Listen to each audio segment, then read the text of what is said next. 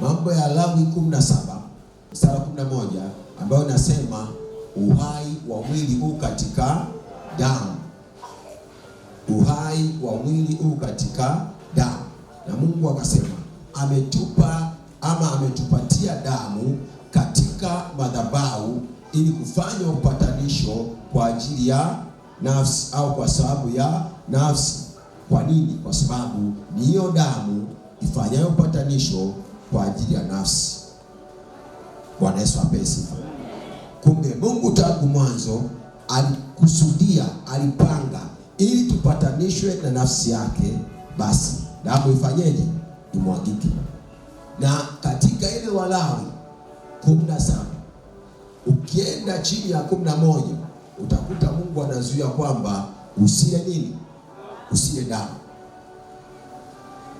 Kwa nini usile damu? Damu ni uhai. Kila damu ya mtu umemla mtu. Bwana Yesu apewe sifa. Bwana Yesu asifiwe. Ameruhusu kula kuku, ameruhusu kula mbuzi, ameruhusu kula ng'ombe, ameruhusu kula wanyama wote, lakini amekataza tusile damu yao. Ukija katika Agano Jipya, wakati wazee wamekutanika, kina Petro, Yakobo, kina Yohana wamekutanika kwenye kesi ya Wayahudi, makuhani wa Kiyahudi waliotaka kwamba pamoja na kwamba hawa watu wamemwamini Yesu, lakini hakuna yeyote atakayemwamini Yesu alafu astahiliwe. Baada ya mzozo na kina Paulo, ikabidi waende Yerusalemu. Baraza lilipokutanika likasema, sasa tusiwataabishe watu wa mataifa kwa mambo mengi. Tunachotoa kauli ya mwisho ni kwamba watu wajilinde na vitu vilivyotolewa sadaka kwa sanamu, nyama zilizosongolewa, manake zile nyama za kunyongwa. Ibada zile za wanyama, unanyonga mnyama alafu unafanyaje? Unakula. Sasa ukimnyonga, manake damu yake iko ndani yake, kwa hiyo utamla huyo mnyama na uhai wake. Akasema na watu wasile nini? Wasile damu. Bwana Yesu apewe sifa.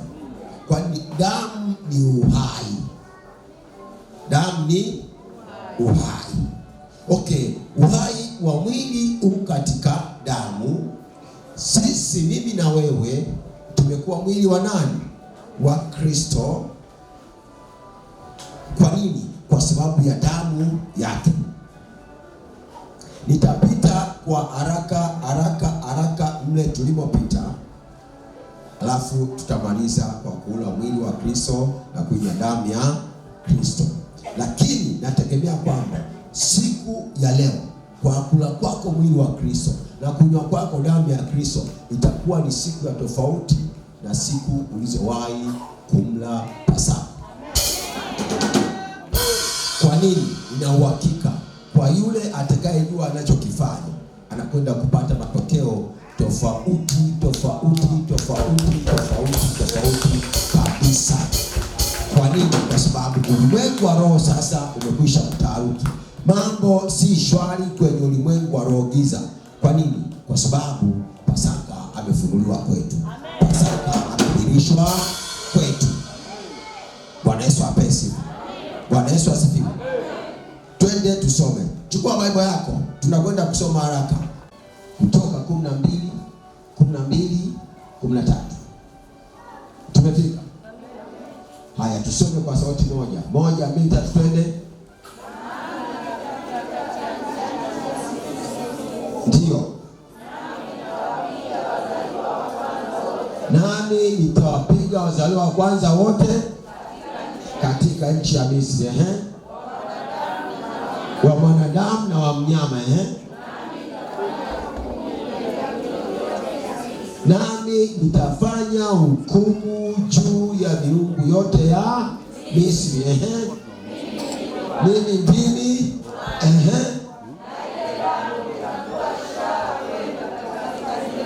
Na ile damu itakuwa ishara kwenu katika zile nyumba mtakazo kuwamo.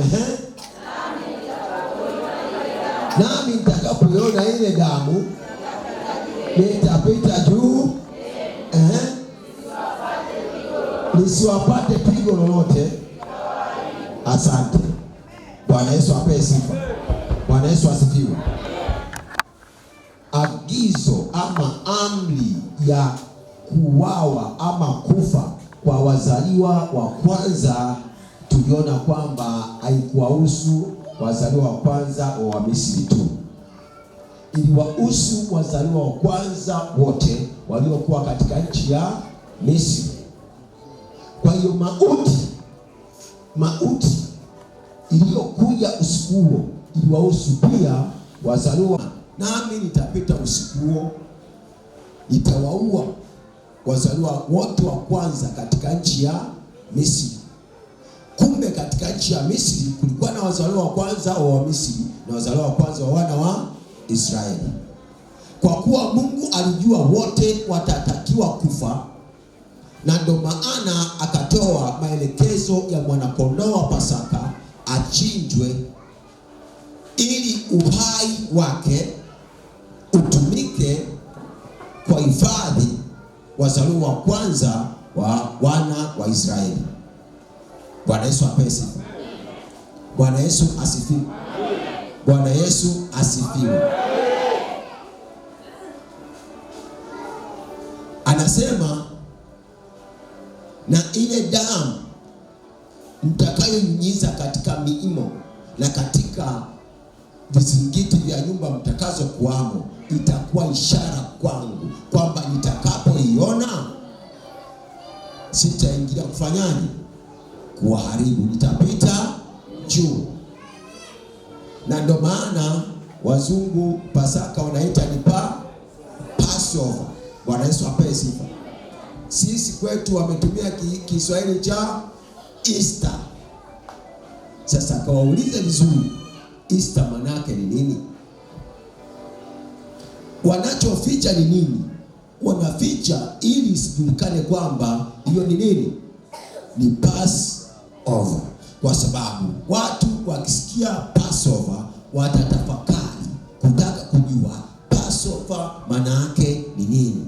Passover ina maana gani kwetu? Passover imetusaidiaje sisi? Kwa hiyo wakaita Easter. Bwana Yesu apewe sifa. Bwana Yesu asifiwe. Nenda huko utakuta Easter. Waseme Easter, lakini mimi nasema ni Passover. Bwana Yesu apewe sifa. Bwana Yesu asifiwe. Bwana Yesu asifiwe. Sasa kwa sababu wazaliwa wa kwanza wa wana wa Israeli walitakiwa kufa usiku huo pamoja na wazaliwa wa kwanza wa Misri, Mungu alichofanya, alitoa mwanakondoo wa Pasaka. Kumbuka uhai wa mwili u katika damu. Bwana Yesu apewe sifa. Kwa hiyo uhai wa mwanakondoo wa Pasaka aliyechinjwa ulikuwa katika damu. Tunaelewana? Narudia tena. Uhai wa mwanakondoo wa Pasaka aliyechinjwa kule nchini Misri ulikuwa katika damu ya mwanakondoo huyo. Tuko pamoja? Kwa hiyo ile Mungu kusema kwamba mtanyunyiza damu ya mwanakondoo wa Pasaka katika vizingiti vya nyumba mtakazo kuamo na katika miimo ya nyumba mtakazo kuamo, manake nini? Manake alikuwa anasema kwamba kwa kuwa uhai wa mwili uko katika damu, sasa chukueni uhai wa mwanakondoo mkauweke katika nyumba zenu. Kwani mweke nje ya nyumba zenu, mweke nje ya nyumba zenu, ili mimi nitakapopita, ili mwalimu atakapokuja ajue kabisa kwamba wazaliwa wa kwanza wake wamekwisha kufa. Kwa hiyo hatakuwa na jukumu la kuingia huko ndani, bali atapita juu ya hizo nyumba. Kilichofanya apite juu ya zile nyumba ni baada ya kujiridhisha kwamba uhai wa wazaliwa wa kwanza umekwisha kutoka.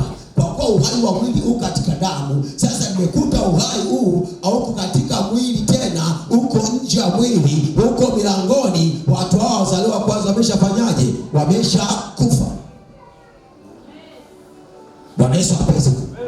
Kimsingi wazaliwa wale wa kwanza walishakufa. Kwa nini? Kwa sababu walikufa kwa sababu ya makosa yao, walikufa kwa sababu ya dhambi zao.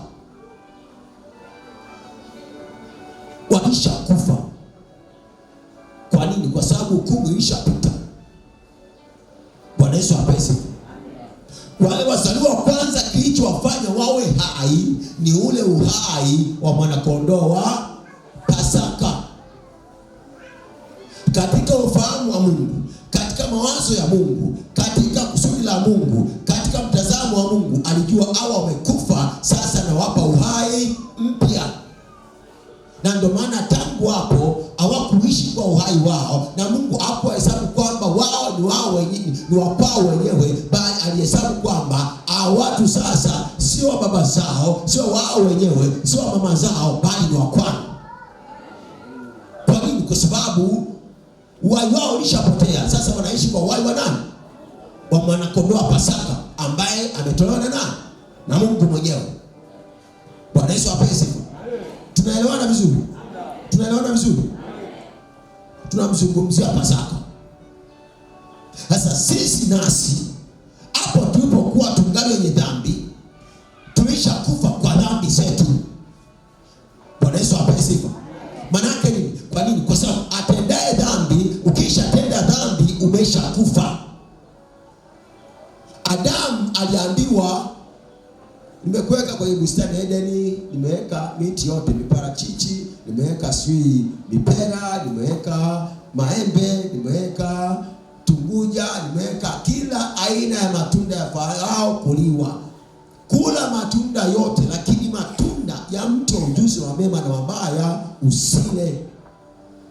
Akamwambia kabisa, siku utakayokula matunda ya mti huu utakufa hakika. Adamu na mke wake wakajifanya kichwa ngumu, wakala. Walipokula hatukuona wakifa. Tunaona Adamu na mke wake wanasikia Mungu anakuja bustanini wakati wa kupunga jua, wakakimbia wakaenda kufanyaje? Kujificha. Hao watu hawakufa. Walikuwa hai kwa jinsi ya mwili, lakini walishakufa kwa jinsi ya roho. Bwana Yesu apewe sifa. Bwana Yesu asifiwe. Walikuwa hai kimwili, lakini walishakufa kiroho.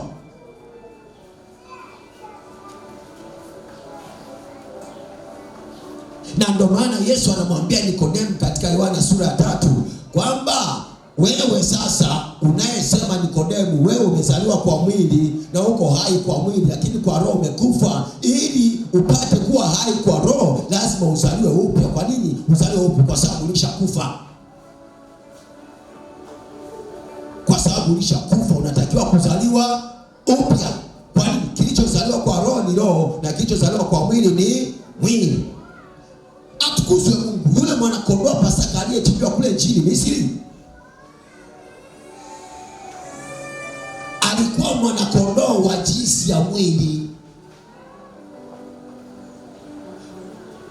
Uhai wake ulitoka kwenye udongo. Humu nini? Mwili wake udongo, amebumba bumba. Yeye ni udongo, na udongoni alifanyaje?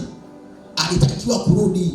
Ukienda sasa hivi ukasema bana, huyu mtoto huyu nikiangalia macho yake hayafanani na mimi wala watu wa nyumbani kwetu, wala hafanani na mama yake na wajomba zake.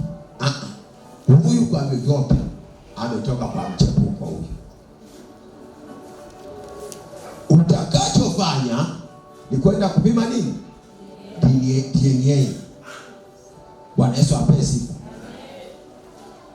Niliuliza wasomi, wakaniambia ukiangalia, ukipima damu ya mtoto unakuta 50-50 kwa mama na baba. Mimi sijui kwamba 50% ya damu ya mtoto ni ya baba, 50% ya damu ya mtoto ni ya mama. Lakini wanasayansi wakaniambia, wakati mtoto akiwa tumboni mwa mama yake, hakuna wakati wowote ambao damu yake ule mtoto inakutana na damu ya mama yake.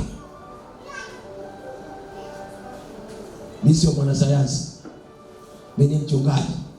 Bwana Yesu apesi. Lakini nami hiyo utaikubali. Kwa nini? Kwa sababu kwa siku hizi ndio maana mtoto anaweza akazaliwa hana virusi vya ukimwi, lakini mama ana virusi vya ukimwi. Kama damu zao zingekutana huko ndani, manake mtoto angefanyaje? Angeathirika. Na katika kuzaliwa kwa ule mtoto, wazalisha wanajitahidi sana damu ya mama isikutane na damu ya mtoto ili waweze kumwokoa mtoto. Huo ni ushahidi kwamba wakati wote mtoto anapokuwa tumboni, damu yake haikutani na damu ya nani? Ya mama. Lakini sasa nakuuliza wewe, uniambie mwanasayansi wangu, inakuwaje damu ya baba ionekane ndani ya mtoto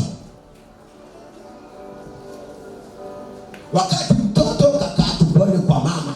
Iweje sasa damu ya baba ionekane, maisha ya baba yaonekane, asili ya baba ionekane katika damu ya mtoto? Niambie wewe mwanasayansi wangu.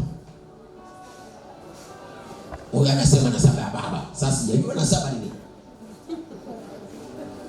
Bwana Yesu apesi. Bwana Yesu asifiwe. Bwana Yesu asifiwe. Amen.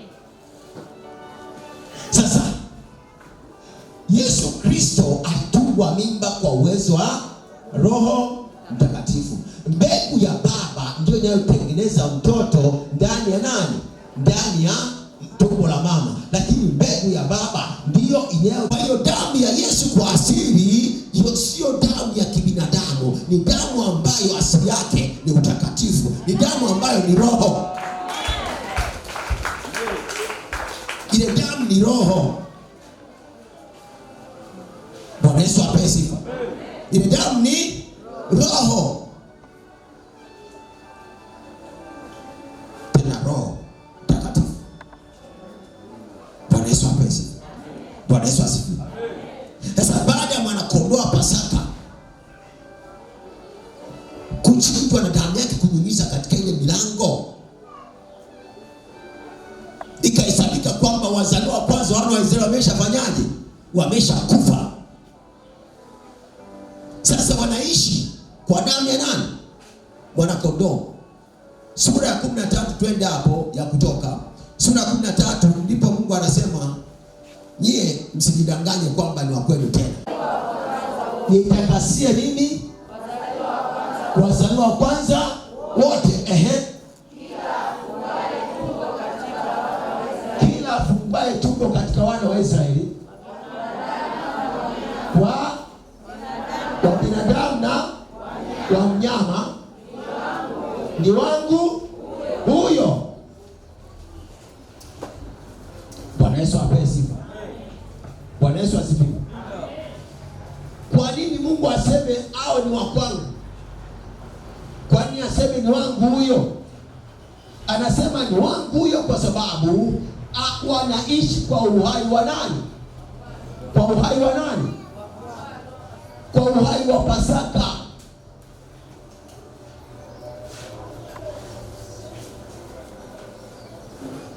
Wanaishi kwa uhai wa Pasaka. Kama vipi chomoe? Wanaishi kwa uhai wa Pasaka. Bwana Yesu apewe sifa. Maana na Pasaka ni ufunuo wa Mungu, ni hali ya Mungu, ni mapenzi ya Mungu, ili huyo Pasaka atumie kuokoa uhai wazaliwa wa kwanza wana wa Israeli.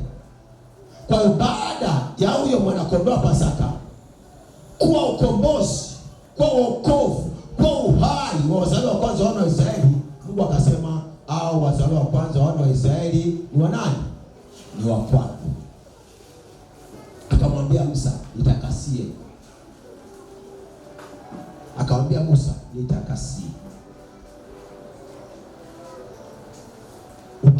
ukisoma Biblia yako vizuri, baadaye Mungu akasema wazaliwa wa kwanza wa wana wa Israeli wa mwanadamu watakombolewa, wa mnyama watafanyaje? Watachinjwa. Lakini akiwa ni mzaliwa wa kwanza asifanye kazi. Yaani usimchukue ng'ombe ambaye ni mzaliwa wa kwanza ukasema unampeleka wapi? Shamba. Hakuruhusiwa. Kwa nini? Kwa nini hakulimie wewe wakati sio kwako? Bwana Yesu apesi. Wanaenga na nyumba za baba zao, aliwatenga na utumishi katika koo zao, katika familia zao, na kwa damu ya Pasaka wetu Yesu Kristo, yeye ambaye sasa ndiye uhai wako, kwa sababu ulikuwa una dhambi na ulikufa kwa ajili ya dhambi zako, yeye akaachia uhai wake uliokuwa katika mwili wake ukawa ndani yako, ukakufanya hai tena, ukakufanya hai upya, unaishi kwa uhai wake. Kwa sababu hiyo umetengwa. Bwana Yesu apewe sifa. Sijui kama Kiswahili changu kinasikika vizuri au kinaeleweka, au naongea Kiruguru au Kihaya. Kumbuka uhai wa mwili uko katika kwa hiyo uhai wa Kristo ulikuwa katika uhai wa mwili wa Kristo ulikuwa katika damu ya nani? Damu ya Kristo. Kwa hiyo kwa kumwaga damu yake itutakase sisi tuliokuwa wenye dhambi. Manake nini? Alitoa uhai wake akauwekeza ndani yetu. Tunaelewa? Alichukua uhai wake ambao ni damu yake akauweka kwetu sisi tukawa hai kwa huo uhai wake. Kwa kuwa kwa uhai wetu ulishakufa, ulishaondoka, ulishatutoka, tulishakuwa marehemu, tulishakuwa maiti. Bwana Yesu apewe sifa. Kwa uhai wa Kristo ambaye ni damu yake tukapokea uhai mpya.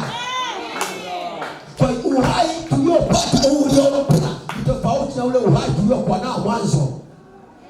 Uhai tuliokuwa nao mwanzo, huo ulikuwa unaweza kuzini, huo ulikuwa unaweza kuiba, huo ulikuwa unaweza kutukana. Uhai tulionao sasa hautukani. Bwana Yesu apewe sifa. Hawezi kuiba. Ndio maana yote aliye katika Kristo, aliyezaliwa na Mungu hatendi dhambi. Kwa nini? Kwa sababu uzao wake wakaa ndani yake, na huyo mtu aliyezaliwa na Mungu hawezi kutenda dhambi. Bwana Yesu apewe sifa. Kwa tuna uhai ambao hautokani na miili ya baba zetu, na uhai ambao unatokana na Kristo. Bwana Yesu apewe sifa. Kwa nini? Kwa sababu japokuwa ile damu ilitakasa roho, ile damu ilifanya roho zetu ziwe hai, lakini kwa roho zetu kuwa hai katika Mungu na miili yetu imekuwa hai katika nani? Katika Mungu. Kwa nini? Kwa sababu ikiwa roho wake yeye aliyemfufua Kristo kutoka kwa wafu anakaa ndani yenu, yeye aliyemfufua Yesu kutoka kwa wafu ataiisha na miili yenu iliyo katika hali ya kufa kwa roho wake anayekaa ndani yenu. Ndivyo tulivyoambiwa. Bwana Yesu apewe sifa. Bwana Yesu asifiwe. Kila Bwana Yesu ibarikiwe. Sasa roho wake aliyemfufua Yesu kutoka kwa wafu anakaa ndani yetu. Kwa hiyo miili yetu iliyokuwa katika hali ya kufa imeuishwa na huyo ambaye roho wake anakaa ndani yetu. Na ndio maana kwa mtu aliyeokoka dhambi ni kitu kigeni.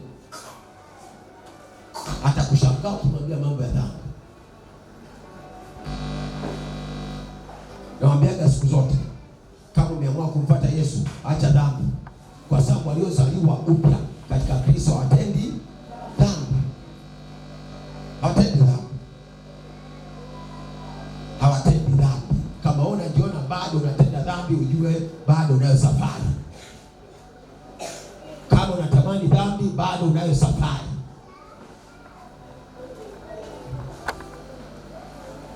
Bwana Yesu apesi. Bwana Yesu asifiwe. Bwana Yesu asifiwe. Kwa hiyo kwa ile damu sasa ya Yesu Kristo kumwagika kwa ajili yetu ilifanya uhai wa mwili wa Kristo uwe uhai wetu kuanzia hapo. Kwa kuwa uhai wa mwili uko katika damu, kwa Yesu kutoa damu yake ingie kwetu ikatuweka hai. uhai kwa damu ya Yesu, basi tumekuwa mwili wa nani? Tumekuwa mwili wa nani? Tumekuwa mwili wa nani? Kristo. Umeelewa? Lakini umeitikia tu. Umeelewa? Narudia. Uhai wa mwili wa Kristo ulikuwa katika damu yake. Si ndio? Okay, ametoa damu yake katika mwili wake, akawekeza kwetu. Sisi tukawa hai kwa uhai wa damu yake. Kwa kuwa tu hai kwa damu yake na uhai wa mwili uko katika damu, basi sisi tu mwili wa Kristo, kwa sababu tunaishi kwa uhai wa nani? Wa Kristo, ambaye ni damu yake. Tuko pamoja? Na kwa kuwa tunaishi kwa uhai wa Kristo, tumekuwa wake. Bwana Yesu apewe sifa. Bwana Yesu asifiwe. Bwana Yesu asifiwe. Bwana Yesu asifiwe. Kwa tunapozungumzia Pasaka, tunazungumzia kile alichofanya Yesu msalabani kwa kumwaga damu yake, kuitoa damu yake kwa ajili ya kuisha, kutupa uhai mpya. Uhai ulio ndani yetu sasa ni uhai ulio katika damu ya Yesu. Tunaelewana? Sio uhai tuliokuwa nao mwanzo. Ule wa mwanzo tulishaupoteza, tulishakufa.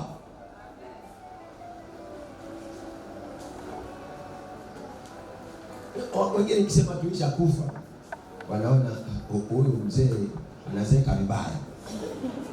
Yaani tumeshakufa wakati mimi nilishakufa wakati niko hai.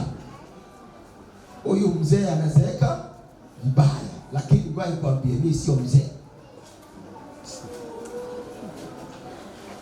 Unanielewa? Labda uniambie mimi ni mzee wa kanisa, lakini kusema mzee kwa umri, mimi sio mzee. Bwana Yesu apesi. Mimi hata miaka 60 sina. Adamu mwenye dhambi alikufa akiwa na miaka 900. Wewe unaniita mimi mzee kwa miaka 60? Adamu mwenye dhambi alikuwa na miaka mingapi? Alikufa na miaka mingapi? 900. Alafu unaniita mimi mzee? Ushindwe kwa jina la Yesu.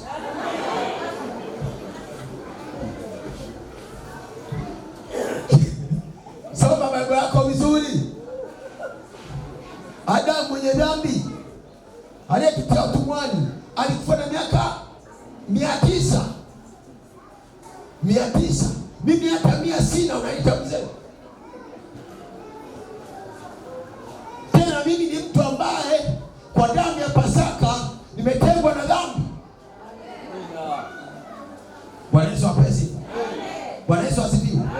Bwana Yesu asifiwe. Okay.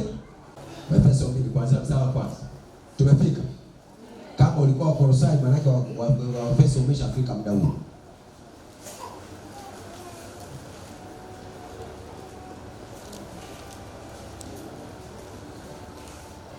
Wa Efeso tumefika.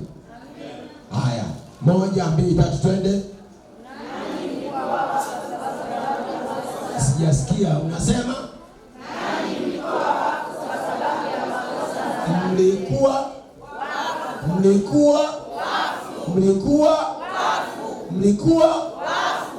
tuendelee. Mwanza upya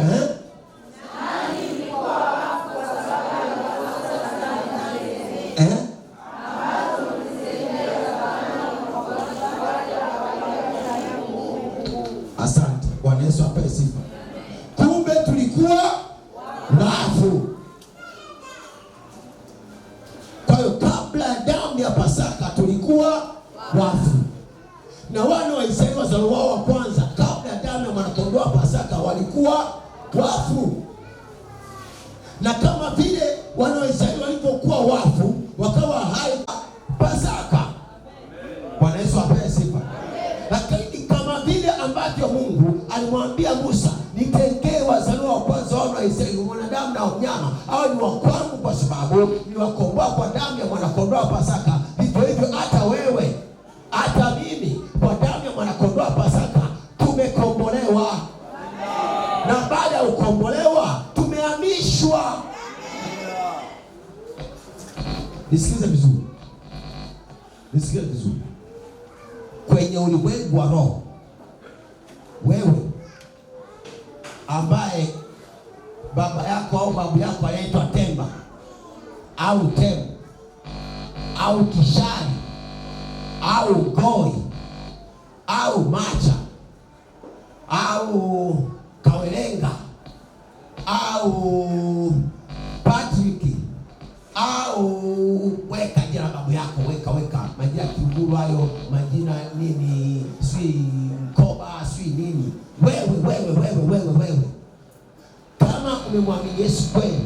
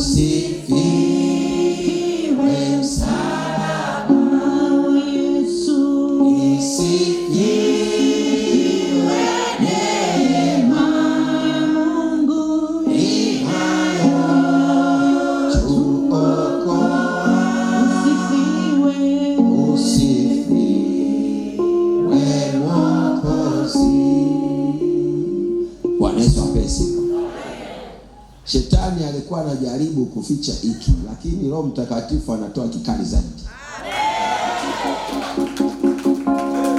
Kwa hiyo amefanya kwa hasara yake. Narudi nyuma. Mwana kondoo wa Pasaka aliyechinjwa kule Misri. Chusha. Mwana kondoo wa Pasaka aliyechinjwa kule nchini Misri alikwenda kuuisha watu ambao tayari walikuwa wamefanyaje? Wamekufa, ambao ni wazaliwa wa kwanza wa wana wa Israeli. Na ndio maana kwa kuwa Mungu alijua sasa hawa walishakufa, sasa wanaishi kwa uhai wa mwana kondoo, kuanzia leo hawa ni wa kwangu. Akamwoko mautini kwa Yesu apesifa. Tulishakufa na kwa damu yake tumekuwa hai tena. Sio kwa uhai tuliokuwa nao mwanzo tuliotoka kwa Adamu, kwa uhai uliotoka kwa mwana wa Mungu asiyejua dhambi, aliyofanyika kwa dhambi kwa ajili yetu ili sisi tupate kuwa haki ya Mungu katika yeye. Na kwa kuwa mwana wa Mungu Yesu hakujua dhambi, hata Pilato akashuhudia kwamba sio ni hatia kwake, lakini akaamua kwa ajili ya dhambi zangu na kwa ajili ya dhambi zako, alipokuwa hai tena na sisi tukawa hai tena kwa uhai wake. Na kwa kuwa ndani yake kabla ya kuchinjwa haikuonekana hila, hata sisi tuliopokea uhai wake baada ya yeye kuchinjwa hatuna hila ndani yetu. Kwa sababu tunaishi kwa uhai usio na hila, na sisi hatuwezi kuwa na hila. Kwa hiyo Mungu ameona sasa, hapo kwanza tulitengwa naye kwa sababu ya dhambi, sasa tu watakatifu kwa uhai wake mwenyewe, ama kwa uhai wa mwana kondoo wa Pasaka. Ametutenga na koo zetu, ametutenga na familia zetu, ametutenga na jamaa zetu, akatufanya kuwa wake. Bwana Yesu apewe sifa. Ametufanya kuwa wake. Okay. Tusome Waefeso 2. Tuko Waefeso 2. Waefeso 2. Tuko Waefeso 2. Twende mstari wa 19. Waefeso 2:19. Waefeso 2:19. Tumefika watakatifu wa Mungu. Tusome kwa sauti moja. Basi tangu sasa ninyi si wageni, ninyi si wapitaji, bali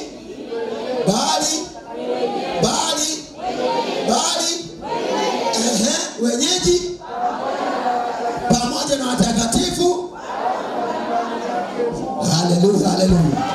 Tumpigie Yesu makofi bwana.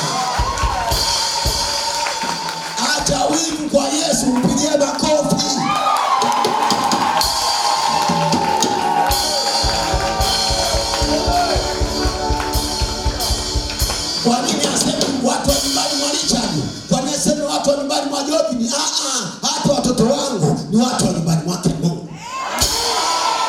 Na kwa kuwa ni watu wa nyumbani mwake Mungu, tunakula kwa Mungu, tunakunywa kwa Mungu, tunalindwa na nguvu za Mungu, tunavaa kwa Mungu. Mungu ni mchungaji wetu. Mchungaji mwema hutoa uhai wake kwa ajili ya ili asiwepo kwa mwitu analitawanya kundi, wala hayawani anayelarua katika kundi lake. Yesu ni mchungaji mwema aliyetoa uhai wake kwa ajili ya kondoo ambaye ni mimi na wewe.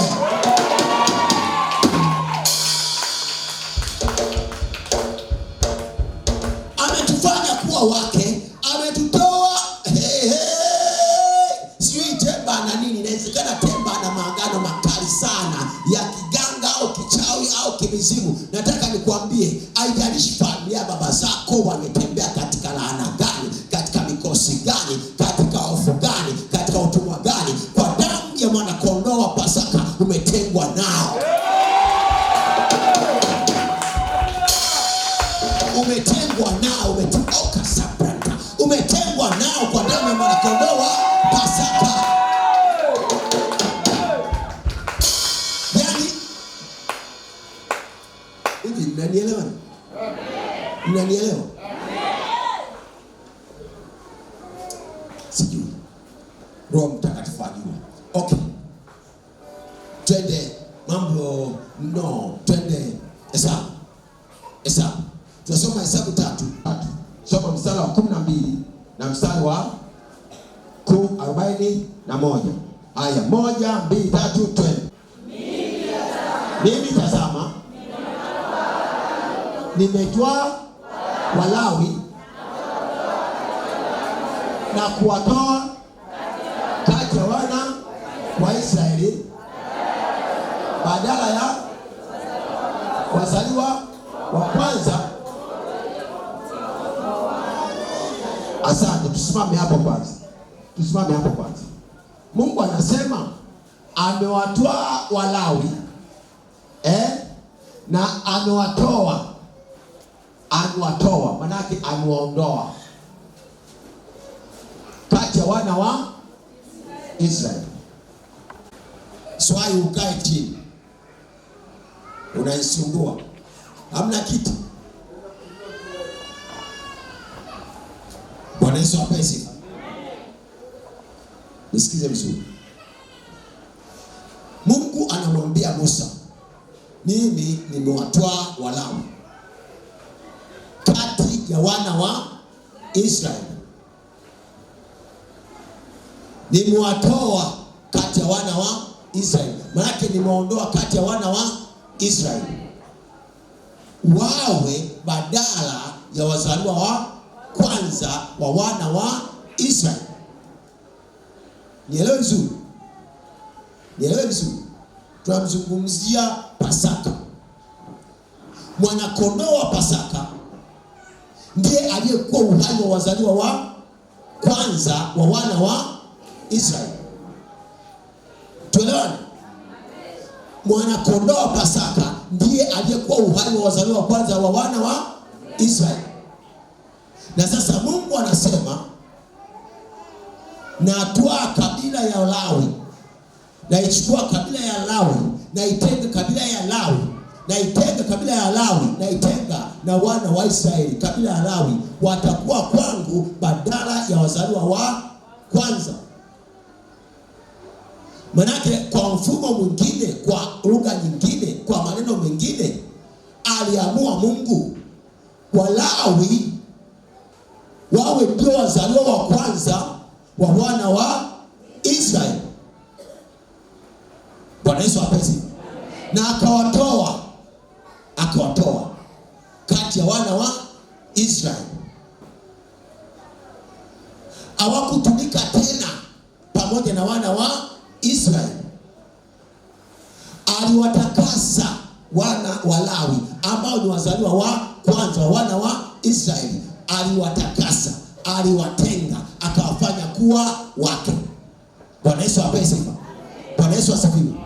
Kumbuka tunazungumzia habari ya wazaliwa wa kwanza kwa damu ya Pasaka.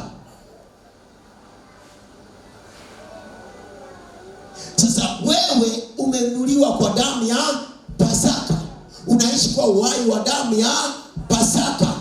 Wewe umekuwa mwili wa Kristo kwa damu ya Pasaka. Na wewe sasa kwa mfumo wa Pasaka ya Mungu aliye hai umetengwa. Kama Walawi walivyotengwa ambao walichukua nafasi ya wazaliwa wa kwanza, na wewe umetengwa. Bwana Yesu apewe sifa. Umechukuliwa, umeondolewa katika familia ya Vyakandondera katika ulimwengu wa roho. Vyakandondera alikuwa na miungu yake ambaye alitumikia na kutolea sadaka, na bahati mbaya aliweka wakfu uzao wake kwa hao miungu. Lakini kwa damu ya Pasaka, wewe uliyekuwa mfu kwa sababu ya madhabahu ya baba yako, amekufanya hai kwa damu ya mwanakondoo wa Pasaka ambaye ni Yesu Kristo. Kwa kuwa amekufanya hai kwa damu ya mwanakondoo wa Pasaka ambaye ni Yesu Kristo, amekuondoa katika ile madhabahu ya Vyakandondera. Amekutoa katika ile madhabahu ya nyungu, amekutoa katika ile madhabahu ya Mugera, amekutoa katika madhabahu ya Kweka, amekutoa katika madhabahu ya Ngoti, amekutoa katika madhabahu ya Rwanda, amekutoa katika madhabahu ya Dirunga, amekutoa katika madhabahu ya nini, amekutoa katika ile madhabahu. Unanielewa? Walawi Mungu hakuwatoa akasema wewe watu wa kurandaranda. Aliwaambia ninyi ni watu special kwangu kwa sababu naishi kwa uhai wangu. Akasema nyie ndio mtakao nihudumia katika nyumba yangu. Bwana Yesu apewe sifa. Na ndio maana wewe aliwatoa madhabahuni akawaleta madhabahuni. Sio, unanielewa? Alikutoa kwenye madhabahu ya miungu ya baba zako akakuhamisha akakuleta kwenye madhabahu yake mwenyewe. Alikutoa kwenye sadaka walizotoa baba zako, wakatoa ng'ombe, wakatoa mbuzi, wakaua watoto, wakaua mimba, lakini amekutakasa akakuleta kwenye madhabahu ya mwana wake mwenyewe, madhabahu ya damu ya Yesu, damu ya agano jipya la milele.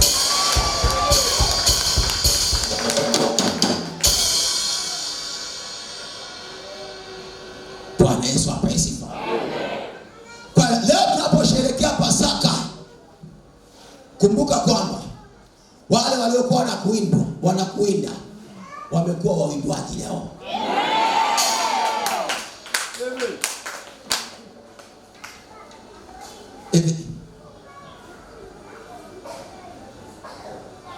Wanatoroka. Nasema wale waliokuwa wamewekwa walinzi, wamekuwa walinzi. Mimi niwape mfano. Wakati bibi yangu mzaa baba anafariki, mimi ndio nilikuwa nimezaliwa kichanga. Nilikuwa kichanga. Kwa hiyo siwezi kukuambia alikuwa na sura gani. Lakini wakati anafariki akamwita binti yake ambaye ni dada yake baba yangu, akamwambia huyu bado mdogo, kwa hiyo umwangalie huyu, umlinde huyu, umtunze huyu. Kwa hiyo nikakabidhiwa kwa shangazi yangu. Shangazi yangu akanitunza kweli. Shangazi yangu akiolewa Kingolwila na mimi.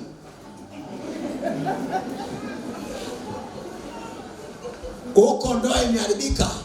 Sasa anaenda Mkambarani. Nani? Mkambarani mambo yameharibika. Aende Dumila na mimi. Bwana Yesu apesi. Shangazi yangu akiona shati langu limetoboka, anatoa gauni anapeleka kwa fundi, wanakata wanishonea shati. Ananitunza, ananilinda, ananitunza, ananihudumia. Nilipookoka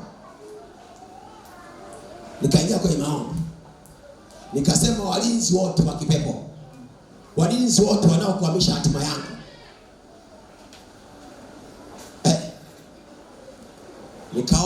nikamwona shangazi yangu akiwa binti, maana yake wakati ule mimi nakabidhiwa kwake.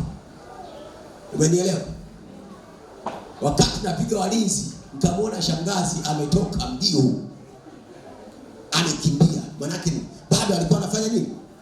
Ulinzi. Kwa sababu ya yale makabidhiano. Yale makabidhiano yalikuwa ni ya kawaida, lakini kwenye ulimwengu wa roho yanatoka madhabahuni. Kwa kuna madhabahu ilikuwa inaangalia hatima yangu kupitia shangazi yangu. Bwana Yesu apewe sifa. Sasa nasema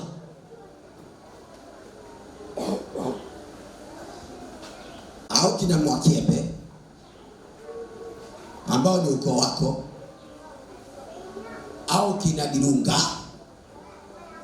au kina Naftali, au kina Semeni sijui, au kina Abdala, jina lolote la madhabahu yoyote, iwe ya majini, iwe ya mizimu, iwe ya tunguli, iwe ya vitabu, hiyo madhabahu ambao ilikuwa ikutumikisha kwa damu ya Pasaka. Ngoja nikwambie, damu ya Pasaka iliingia mbinguni hasa. Yesu Kristo alitoa mbinguni hasa, ndipo alikoingiza sadaka ya damu yake kwa ajili yangu na kwa ajili yako. Bwana Yesu apewe sifa. Aliingia katika madhabahu ya Mungu mwenyewe. Kwa nini? Sadaka hii alitoa Mungu kwake mwenyewe. Ni Mungu kujipatanisha na watu waliomwasi mwenyewe. Agano lililotuweka huru ni agano kati ya mwana wa Mungu na baba yake. Bwana Yesu apewe sifa. Kwa nini? Kwa sababu mwana ametupatanisha na baba yake kwa damu yake mwenyewe. Bwana Yesu apewe sifa. Kwa sababu sisi ni wanufaika wa damu ya agano ya Yesu Kristo. Kwa hiyo tumetengwa na madhabahu zao. Na sio kutengwa tu, tumeondolewa, tumehamishwa. Yani automatically ukikubali damu ya Pasaka wetu Yesu Kristo, automatically unakuta umekuwa umehamishwa. Kumbukeni, aliwaokoa katika nguvu za giza, akawahamisha na kuwaingiza katika ufalme wa mwana wa pendo lake, ambaye katika yeye sisi tuna ukombozi, yani msamaha wa dhambi. Bwana Yesu apewe sifa. Bwana Yesu asifiwe. Bwana Yesu asifiwe. Bwana Yesu asifiwe. Hebu rudi nyuma, angalia ibada za baba zako.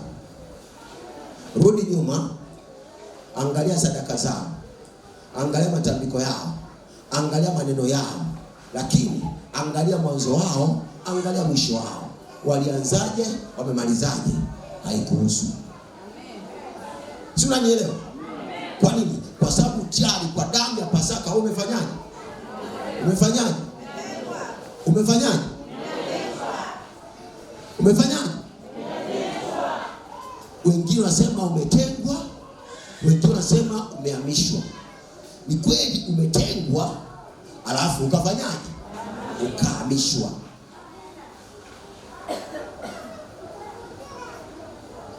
Leo tunashughulika na mikwamo yote ambayo ilikuwa inakusumbua kwa sababu ya maagano ya baba zako, kwa sababu ya urithi ambao umechukua kwa baba zako. Tunashughulikia hiyo mikwamo kwa damu ya Pasaka. Unachotakiwa kujua ni kwamba wewe umefanyaje? Umetengwa. Wewe umefanyaje? Umehamishwa. Walikupa urithi. Urithi leo unaondoka kwa jina la Yesu. Bibi akasema, mimi nikifa hii tunguli na mwachia fulani. Leo tunguli napasuka kwa damu ya Yesu. Baba akasema, mimi mnipe hili shamba, watoto wangu waache wawe mafukara tu. Kwa hiyo unatembea kwenye ufukara kwa sababu ya babu yako aliyepewa shamba la miti. Kuanzia leo, kuanzia leo, kuanzia leo, kuanzia leo hilo agano linatanguka. Kuanzia leo unapokea kuhama kwa damu ya Pasaka, na unapokea urithi mpya ulio katika damu ya Pasaka. Unapokea maisha mapya yaliyo katika damu ya Pasaka, baada unaotoka kwa Mungu mwenyewe. Maana watu wa Mungu wanakuzwa na Mungu mwenyewe. Kazi yako itafanywa na Mungu mwenyewe. Baraka zako zitatoka kwa Mungu mwenyewe. Watoto wako watakuwa na Mungu mwenyewe. Elimu yao itakuwa na Mungu mwenyewe. Watu ambao hawakujenga wanapata pesa.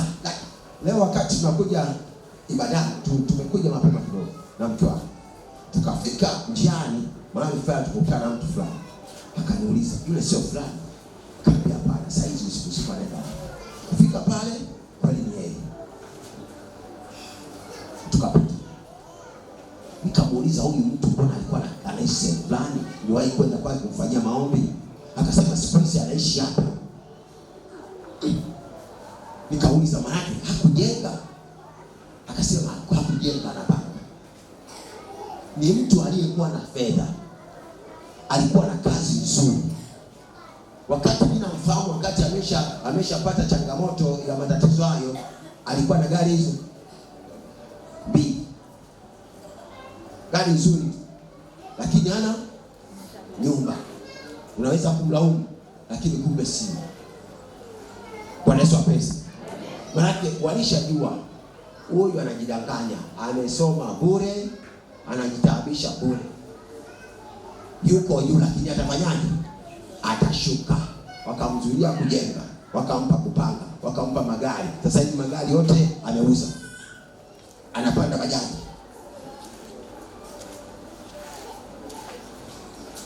Kama kuna mtu namna hiyo hapa, umeshindwa kujenga, pesa unapata, umeshindwa kujenga, lakini kwa sababu ya miuga baba zako, kwa sababu hao hawakujenga, hawakuwa na nyumba nzuri, wanataka ujenge manyasi. Kuna mtu mmoja yuko huko, nikamwangalia, akamwambia, mbona wewe sikuelewi, nipe namba ya baba yake. Akanipa namba ya baba yake, nikampigia baba yake. Baba yake hai. Nikamwambia, bwana, huyu kijana tumeona ni vizuri aokoke, lakini kuna roho zinamfuatilia. Usipotoa ushirikiano, huyu mtoto hataweza kujenga hata kweli. Akasema, unachoongea ni vizuri, ni sahihi kabisa. Mimi au mizimu walikuwa wananisumbua, lakini nilipojenga nyumba wakanipiga mpaka baba akaenda kuniombea msamaha.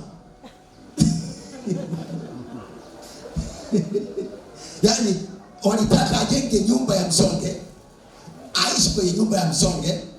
Sasa yeye akajenga nyumba ya bati, wakamtandika mpaka baba yake akaenda kwa mizimu kuomba msamaha. Akasema, unachosema ni kweli. Bwana Yesu apesi. Kwa nini mpaka ujenge nyumba ya bati, tena sio ya tofali, udongo na kaizeka nini? Bati wanamtandika, hawataki. Wete bati kwetu, sisi tumezoea nyasi. Manake ulimwengu wa roho, madhabahu zao zinapingana na ubora na uzuri na wema na baraka ambazo Kristo alisabikia kwa ajili yako. Sasa leo ni siku yako. Leo ni siku yako. Leo ni siku yako. Hata kama aliweka agano la ufukara kwamba utatoboa, leo ni mwanzo wako wa kutoboa. Kama alibiti ufahamu wako, usiwaze mema, usitende mema, upate fedha ipite kwako, leo ni siku ambayo unaanza kupata fedha na itakaa kwako, itaonekana kwako, itakupamba, itamtukuza Yesu Kristo. Utajenga, utakula vizuri, utavaa vizuri, utatoa sadaka, utamtumikia Mungu kwa fedha yako na mali yako.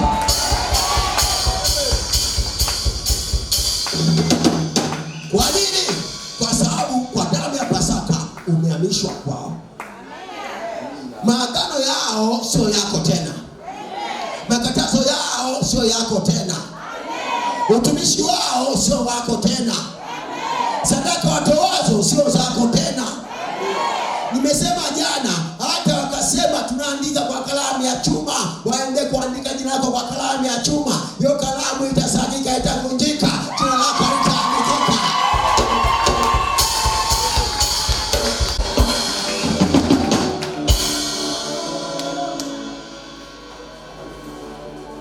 Ikiwa kuna mtu huko ulipewa uchawi na wewe ni kachawi kadogo, unalelewa uje kusumbua watu, leo unaondoka nyumbani ukiwa una uchawi ndani yako. Vitu damu ya Pasaka. Wewe nikwambie, wewe ujue, maada umeingia huko, umekuja kwangu, na mimi naamini damu ya Pasaka, na kwa damu ya Pasaka wewe umefanywa safi. Uchawi umeharibika, uganga umeharibika, mizimu wamepigwa, mizimu wote wamepigwa na kuanguka kwa damu ya Pasaka ya Yesu Kristo. Na ndio maana akasema kwa damu ya Pasaka nitahukumu miungu yote halisi. Miungu ya baba zako naitangazia hukumu sasa kwa damu ya Pasaka ya Yesu Kristo. Imehukumiwa kwa damu ya Yesu. Imeanguka kwa damu ya Yesu. Imeshindwa, imeondoka, imekuachia kwa damu ya Yesu.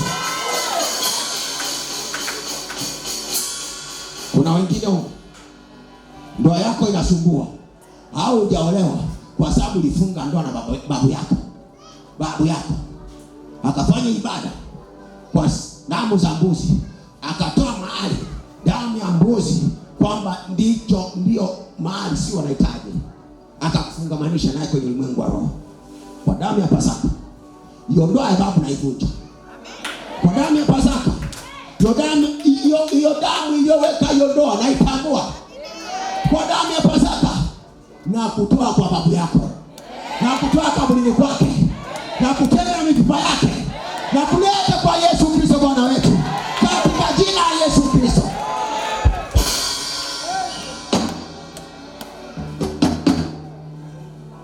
Hebu tumalizie. Ni muda wa kuomba. Tumalizie Kumbukumbu la Torati 10. Tusome mstari wa 8 na 9. Kumbukumbu la Torati sura 10. Ya, Torati 8:10. Kumbukumbu la Torati sura 10 mstari wa 8 na 9. Kumbukumbu la Torati sura 10 mstari wa 8 na 9. Sura ya 10. Tumefika. Kwa sauti moja, 1 2 3 twende. Na wakati huo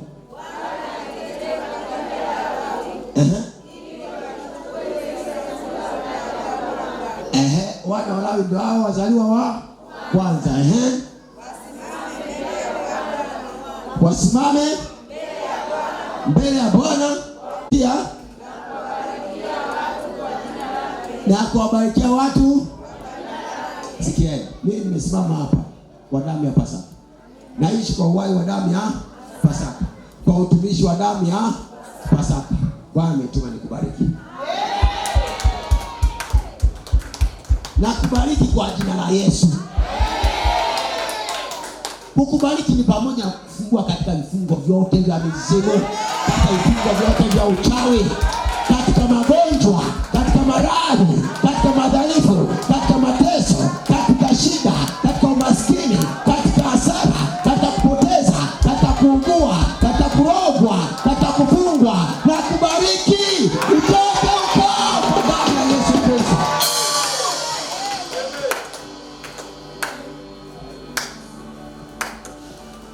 Mimi nikikubariki mbingu zimekubariki. Mimi nikisema Yesu amesema. Sina uhai wangu wala pumzi yangu ila pumzi ya Yesu Pasaka wangu. Naishi kwa uhai wake. Na ndio maana Baba wa mbinguni amenitoa kwa Pio, amenitoa kwa Mgera, akanitoa kwa Bende, akanileta kwake. Katika uwezo wa damu ya Yesu amenipea madhabahu zao, akanipa madhabahu yake. Na kutoka madhabahu yake na kubariki kwa jina la Yesu Kristo. Na bariki uzao wako. Na bariki kazi mikono yako. Na bariki huduma yako. Na bariki utumishi wako. Na bariki fedha yako. Na bariki masomo yako. Na kubariki wingi yako. Na kubariki utoka hapo. Wingi hapo mjini na kubariki. Watu mashambani na kubariki. Na bariki mifugo yako. Na uzao na mifugo yako. Na bariki fedha yako. Na akaunti zako. Na bariki ufahamu wako. Kwa damu ya Pasaka wetu Yesu Kristo, katika jina la Yesu.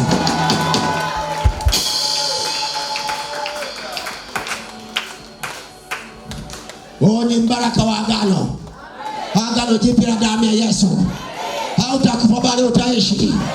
Urakoso brata. Wewe ni wa juu, wewe si wa chini. Wewe ni wa mbinguni, wewe si wa duniani.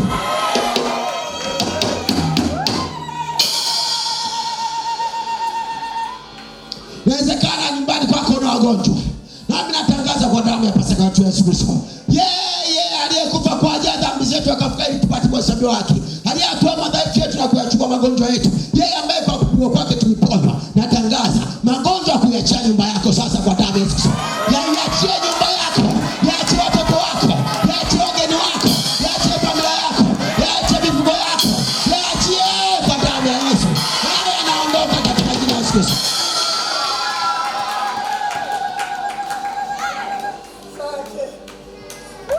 Wanakutisha kufukuzwa kazi. Nani atakufukuza kazi wewe?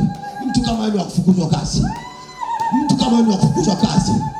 Natangaza baada ya kufukuzwa kazi utapata promotion. Kwa damu ya patakatifu Yesu Kristo.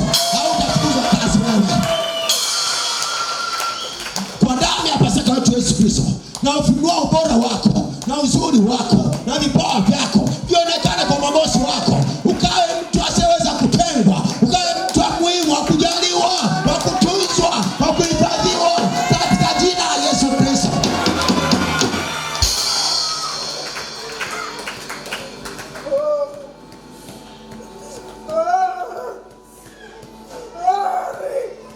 Wewe umenunuliwa kwa gharama, kwa gharama, kwa gharama, kwa gharama. Kwa gharama, kwa gharama. Sio kwa vitu viharibikavyo, sio kwa fedha wala si kwa dhahabu. Ni kwa damu ya thamani kama mwana kondoo asiye na ila, asiye na wa, yaani ya Kristo. Kwa damu ya Kristo Pasaka wetu. Natangaza baraka hizi kukupata. Zikupate.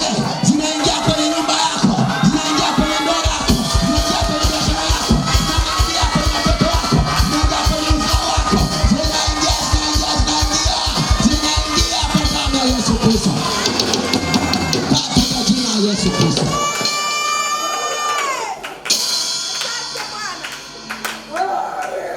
Umeombwa siku nyingi ufunguke. Kila siku ukiweka mkono mapepo. Leo natangaza, leo ni mwisho wa mapepo kwako. Leo ni mwisho wa mapepo kwako. Leo ni mwisho wa mapepo kwako. Kwa damu ya Pasaka wetu Yesu Kristo. Hiyo damu ambayo ni haki yako, na ni uhuru wako, na ni uzima wako. Kwa hiyo damu na kutangaza kwa horo katika jina la Yesu.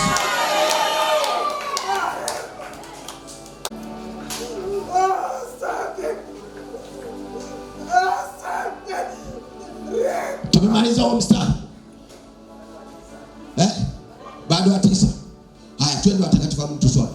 1, 2, 3. Mstari wa 9, twende. Ndipo asiwe na fungu lawi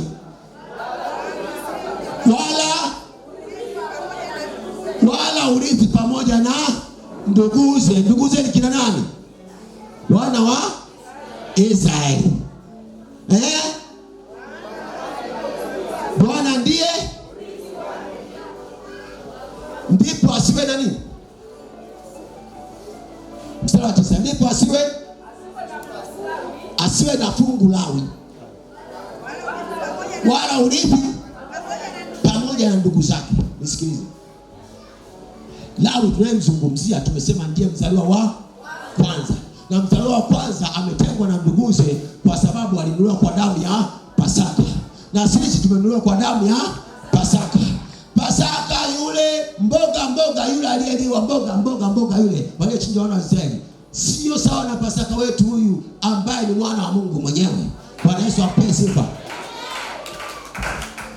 Sasa wale wazaliwa wa kwanza wakaambiwa hawa kuanzia leo wasiwe na fungu. Maanake hii kauli ilikuwa inawaambia, sio inawaambia Walawi. Israeli walipanga tuchukue hapa, tuchukue hapa. Na nani Yoshua hakuwagawia. Walikuwa wanagawiana wao kwa wao, wanapanga wewe utachukua hapa, mimi nachukua hapa, wewe baki hapa. Mimi nachukua hapa, wewe baki hapa. Kama Yusufu aliamua kubaki ng'ambo ya Yordani, wakamwambia sawa, baki hapa lakini uende ukapigane na ndugu zako mpaka wawe huru. Bwana Yesu apese. Maana wana wa Israeli wenyewe kwa wenyewe waligawana urithi. Waligawana nchi ya Kanaani. Bwana Yesu apese. Kwa hiyo hii kauli haikuwa kwa Lawi tu. Ilikuwa special kwa wana wa Israeli kwamba Lawi msimpe urithi. Tunaelewana?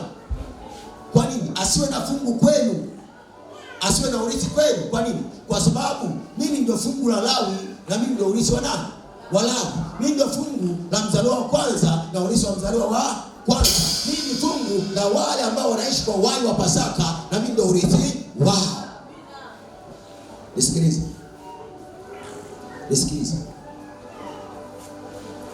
Kama kuna urithi ulipangwa juu yako, kwamba urithi chochote katika baba zako, mambo yaliyowatesa baba zako, mambo yaliyowasumbua nyanya zako, bibi zako, leo wanataka wakurithishe hiyo mikoba, wanataka wakurithishe umaskini, wanataka wakurithishe magonjwa, wanataka wakurithishe maradhi, wanataka wakurithishe utasa au gumba au mitara. Kuanzia sasa, kwa neno hili natangaza urithi kuondoka kwako kwa damu ya Yesu Kristo.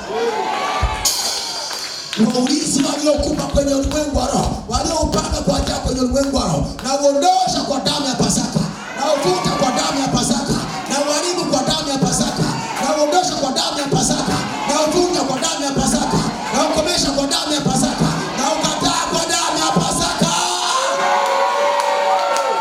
Sikia. Hao watu wanaamini sana miungu yao. Mimi nimepewa kubariki kwa jina la Bwana Mungu wetu, kwa jina la Yesu, sawa? Na wao walibariki na kulani kwa majina ya miungu yao.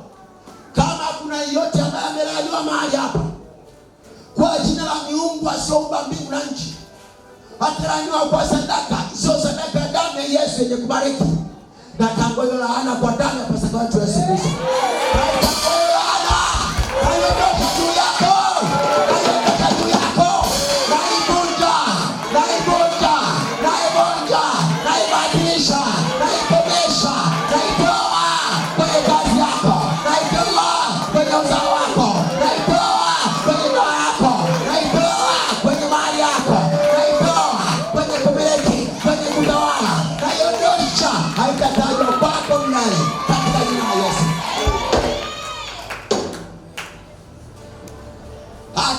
Mama yako alikulani, natangua hiyo laana kwa damu ya Yesu. Hata kama ni baba yako alikulani, natangua hiyo laana kwa damu ya Yesu. Hata kama ni mjomba alikulani, natangua hiyo laana kwa damu ya Yesu. Hata kama ni wabu shetani alikulani, natangua hiyo laana kwa damu ya Yesu. Katika jina la Yesu Kristo.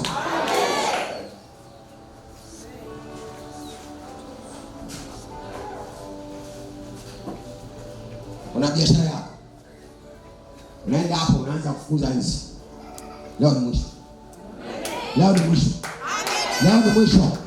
Leo ni mwisho. Leo ni mwisho. Leo ni mwisho. Kwa damu ya Pasaka.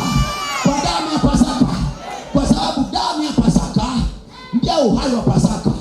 Damu ya Pasaka ilimwagwa kwa ajili yako. Uhai wa Pasaka ukaingia kwako. Huu uhai wa Pasaka na utangaza sasa kuingia kwenye kazi ya mikono yako, kuingia kwenye biashara yako, kuingia kwenye duka lako, kuingia kwenye dege lako. Hiyo damu ya Pasaka, hiyo uhai wa Pasaka na itangaza kuingia kwenye ofisi yako, itabisha ofisi yako kwa damu ya Yesu.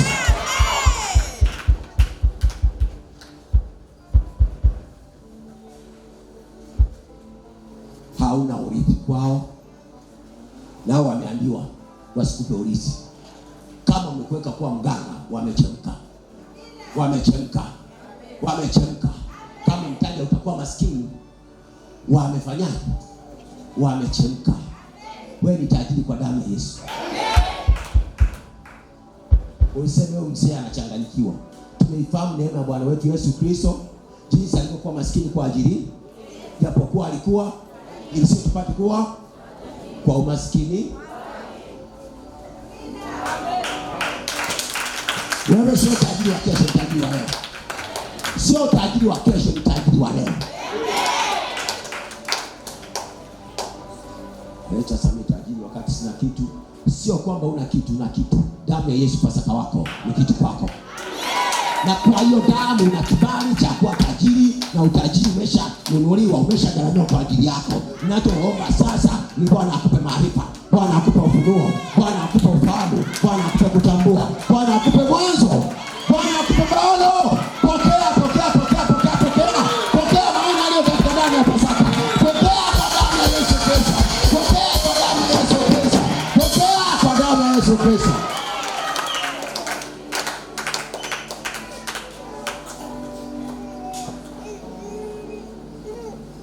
Kuna watu ni mabosi. Mabosi Ni watu wa kuamkiwa shikamoo boss, lakini wao ndio wanaamkia shikamoo boss kwa sababu ya maagano ya miungu ya baba zao. Nyie mabosi kwa damu ya Pasaka, naamsha ubosi wenu sasa. Naamsha ubosi wenu sasa. Miradi ya iliyofichwa na yamua kuamka sasa. Na yamuru kuamka sasa. Na yamuru kudhihirika sasa. Hiyo miradi iliyofichwa kwa nguvu za Mungu siomba na ifunua sasa kwa damu ya Yesu Kristo. Hayo maono yaliyofichwa kwa damu za miungu siomba na ifunua sasa hayo maono kwako kwa damu ya Pasaka.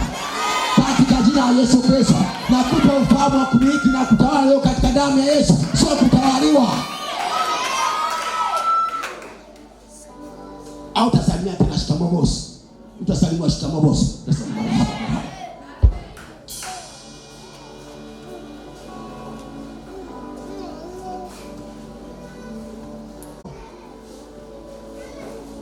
Yeye asipenda mwanzo mgumu kununua ndizi akatembeze, hawezi kupata riziki na kutenga na ndizi za mwanzo mgumu na kupeleka kwenye maono ya kimbingu yaliyo katika damu ya Pasaka. Kwa damu ya Yesu Kristo anaanza kumwona Mungu anaye. Natangaza mwanzo wako wa kufanikiwa.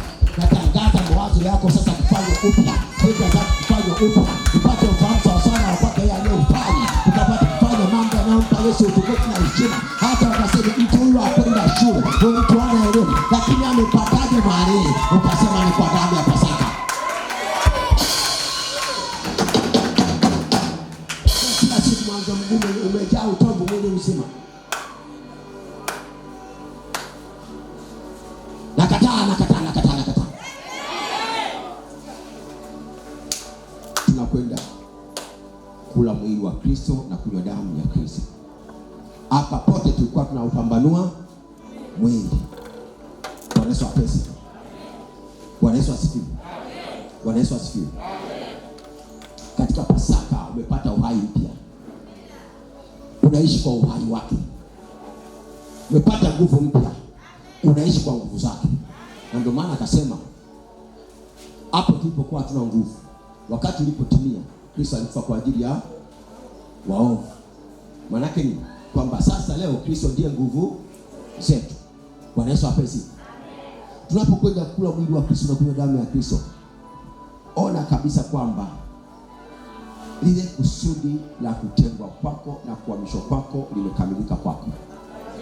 Na uone mwanzo mpya sawa sawa na Kutoka 12:2 kwamba mwezi huu utakuwa mwanzo wa miezi kwenu, kwamba utakuwa mwezi wa kwanza wa mwaka kwenu, kwamba sasa mambo yako yanafanyaje? Yanabadilika. Kwa nini? Kwa sababu ya hiyo damu ya Pasaka wetu Yesu Kristo inachonena na inachofanya. Uhai wa mwanakondoo wa Pasaka Yesu Kristo ndio uhai wa kila kilicho chako. Hata kwenye kesi yote, usisha kesi zako zote. Usisha. Ruhusu uhai wa mwanakondoo wa Pasaka uingie kwenye hiyo kesi yako, ili katika hiyo kesi uibuke ukiwa nani? Mshindi. Ukiruhusu damu ya Pasaka ingie katika kesi yako, hautashindwa. Utakuwa mshindi. Bwana Yesu apesi. Utasema sina sifa, mimi sina sifa. Nani atakwambia una sifa? Nani atakwambia una sifa? Tunaambiwa kwamba sisi tulio katika Kristo Yesu Bwana wetu, tunakutukumu kwamba tumekosea. Sasa hakuna hukumu juu yao walio katika Kristo, hakuna hukumu ya adhabu juu yao walio katika Kristo Yesu. Kwa nini? Kwa sababu sheria ya roho uzima ule ulio katika Kristo Yesu Bwana wetu imetuacha huru baada ya sheria dhambi na mauti. Kwa nini? Kwa sababu yale yasiyowezekana kwa sheria, kwa vile ilikuwa dhaifu kwa sababu ya mwili, Mungu kwa kumtuma mwanae mwenyewe aliyekuwa katika mfano wa mwili ule wa dhambi, na kwa sababu ya dhambi alihukumu dhambi katika mwili, ili maagizo ya sheria yatimizwe ndani yangu na ndani yako sisi, tusione kwa kufuata mambo ya mwili bali ya, na hapa tunaongea mambo ya roho. Kwa hiyo sifa zako ni hiyo Pasaka. Vigezo vyako ni hiyo Pasaka. Tunanielewa? Naomba wanaoshiriki mwili na damu ya Pasaka wajulikane.